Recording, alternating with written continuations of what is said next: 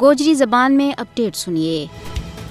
بھارت کے زیر تسلط جموں کشمیر میں سری نگر کا علاقہ چوٹا بازار میں ہونے والو قتل عام مقبوضہ علاقہ میں بے گناہ لوگوں کا قتل عام اور اندوناک واقعات بچوں ایک ہے۔ بھارتی فوجیوں نے 1991 میں آجی کے تیڑے چوٹا بازار میں اندھا دھند فائرنگ کر کے 3 بے گناہ شہریوں نے شہید کر دیتو تھو۔ بھارتی CRPF اہلکاروں نے اس تڑے زینہ قتل کا مقام پر نامعلوم بندہ کے نال ایک مبینہ جھڑپ تو بعد انتہائی غضبناک ہو کے اپنا آتشی اسلحہ نال سری نگر کا ڈاؤن ٹاؤن علاقہ چوٹا بازار میں بے گناہ شہریوں نے اندھا دھند فائرنگ کو نشانوں بنایو۔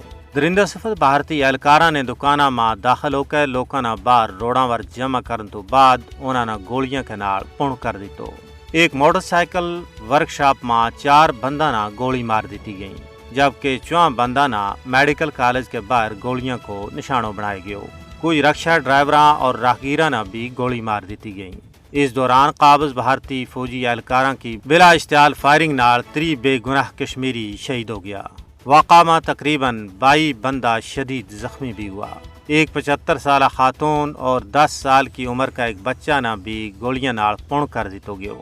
بے ایمانہ واقعہ کا دوجا روز دی کشمیر ٹائمز میں شائع ہونے والی رپورٹ میں کیو گیو تھو کہ چوٹا بازار کو پورو علاقوں لاشاں نال پار گیو تھو اور یہ ایک انتہائی دلخراش اور دلدوز منظر تھو۔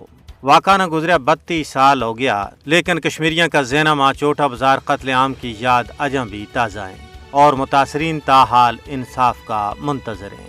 مقبوضہ ریاست جموں کشمیر کی تاریخ چوٹا بازار جیسا واقعات نال بھری ہوئی ہے۔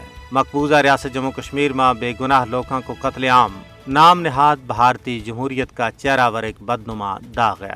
لہٰذا عالمی برادری نے چاہیے کہ وہ بھارت کی طرف کی جان والی اہل کشمیر کی نسل کشی کو نوٹس لیں۔